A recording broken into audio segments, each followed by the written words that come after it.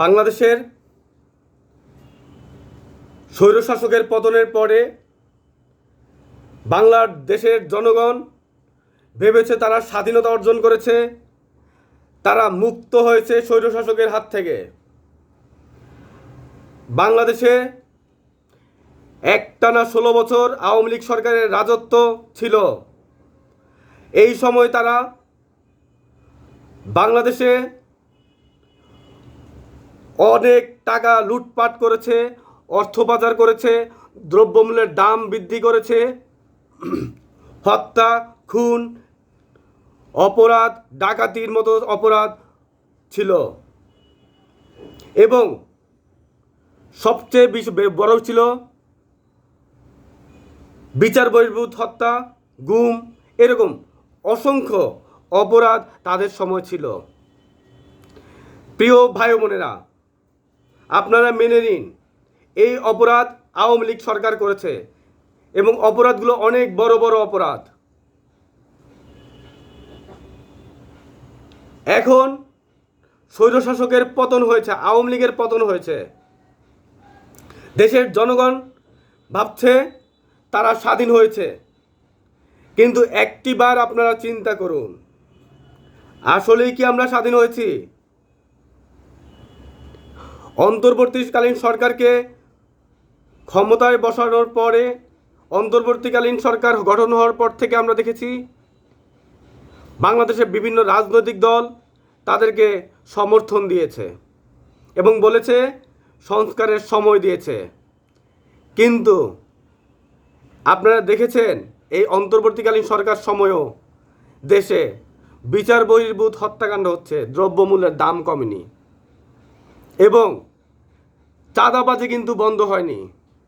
চাঁদাবাজি কারা করছে? এখন তো আওয়ামী লীগ নেই। চাঁদাবাজি কারা করছে? দখল কারা করতেছে? বিচার বহির্ভূত হত্যাকাণ্ড কারা করতেছে? ডাকাতি কেন হচ্ছে? চুরি কেন হচ্ছে? অন্তর্বর্তীকালীন এখানে বলছে আওয়ামী লীগের দোসররা করছে। দেশের জনগণ আমরা মেনে নিলাম, কিন্তু যারা করতেছে দেশের জনগণ জানে এই ঘটনাগুলো কারা করতেছে, এই কাজ চাঁদাবাজি কারা করছে, এটা দেশের জনগণ জানে। এখন তারা বলছে অন্তর্বর্তীকালীনকে সময় দিচ্ছে দ্রুত নির্বাচন দেওয়ার জন্য। তারা সুর পাল্টে ফেলেছে, তারা ক্ষমতায় যাওয়ার জন্য উদ্গ্রীব হয়ে আছে। তারা কত দ্রুত ক্ষমতায় যেতে চায়, তাদের আর সহ্য না, তাদের ধৈর্য আর সহ্য হচ্ছে না। কিন্তু দেশের জনগণ কি তারা কি প্রতিশ্রুতি দিয়েছে? তারা কি বলেছে একবারও যে তারা যদি ক্ষমতায় আসে বাংলাদেশে চুরিও হবে না, ডাকাতি হবে না, খুন হবে না, ধর্ষণ হবে না, বৈষম্য থাকবে না, অর্থ পাচার থাকবে না, দ্রব্যমূল্যের নিয়ন্ত্রণে থাকবে, ভেজাল খাবার থাকবে না?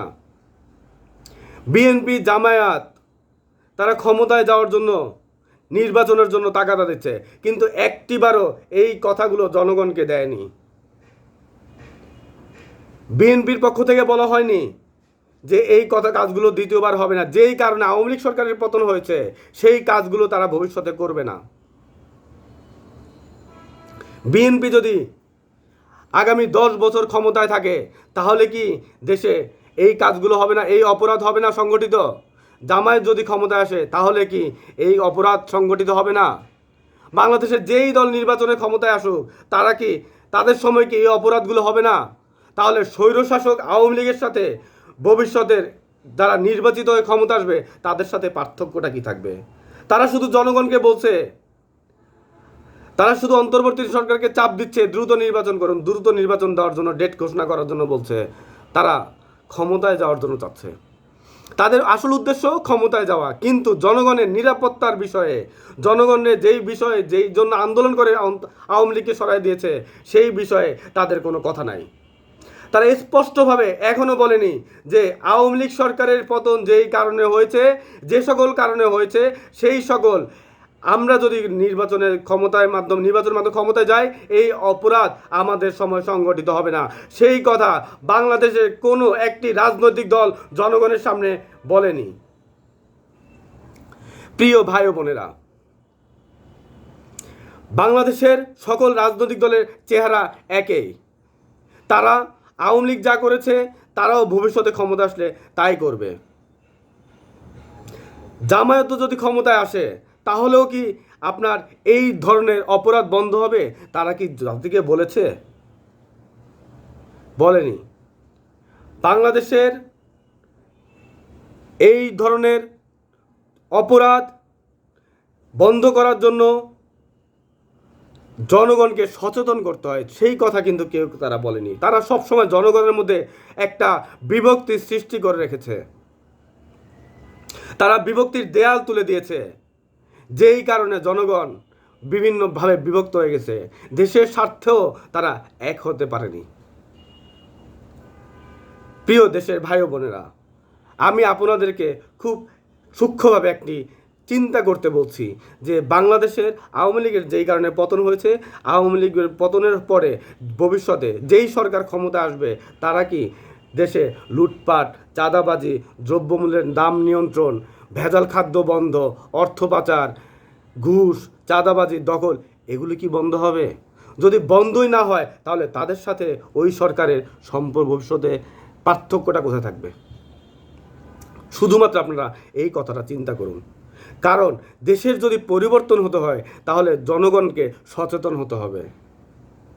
প্রিয় দেশবাসী ভাই ও বোনেরা এবং বিশেষ করে শিক্ষার্থী ভাই ও বোনেরা, যারা বাংলাদেশের প্রতিটা দুর্যোগের সময় এগিয়ে এসেছেন, প্রতিটা আন্দোলনে নেতৃত্ব দিয়েছেন, আমি আপনাদেরকে আহ্বান জানাই, আসুন চিন্তা করুন এবং চিন্তা করুন যে ভবিষ্যৎ বাংলাদেশকে আপনারা কিভাবে দেখতে চান। আমাদের ভবিষ্যৎটা কি দেশে? আমার ভবিষ্যৎ প্রজন্মের ভবিষ্যৎ কি? দেশ কোথায় যাবে? আপনাদের কাছে আমি আহ্বান জানাচ্ছি। আমি স্পষ্টভাবে আপনাদেরকে বলেছি, দেশের জনগণকে আমি সামনে বলেছি যে আসলে আমার স্বপ্ন কি। যদি আমার স্বপ্নের সাথে তরুণ প্রজন্মের স্বপ্নের, শিক্ষার্থী ভাই বোন তোমাদের স্বপ্ন যদি এক হয়, আসো আমরা হাতে হাত রেখে এগিয়ে যাই। দেশের জনগণকে আমি আহ্বান জানাই, আমরা হাতে হাত রেখে এগিয়ে যাই একটি সুন্দর, শান্ত, সুখী বাংলাদেশ গড়ার লক্ষ্যে। এবং যেখানে বাংলাদেশে যেই বাংলাদেশে কোনো দুর্নীতি থাকবে না, কোনো সুদখোর থাকবে না, কোনো ঘুষ থাকবে না, কোনো হত্যাকারী থাকবে না, খুন থাকবে না, বৈষম্য থাকবে না, দ্রব্যমূল্যের দাম নিয়ন্ত্রণে থাকবে, মানুষের মধ্যে ধর্মীয় মূল্যবোধ থাকবে, মানুষ একটি শিক্ষা সুন্দর পরিবেশ গঠিত থাকবে এবং জনগণ, দেশের নিরাপদ থাকবে। আমরা সেই জন্য আমরা এক হই এবং হাতে হাত রেখে আমরা এগিয়ে যাই। সবাইকে ধন্যবাদ। সবাই সুস্থ থাকবেন, ভালো থাকবেন, একে অপরকে সাহায্য করবেন। আসসালামু আলাইকুম।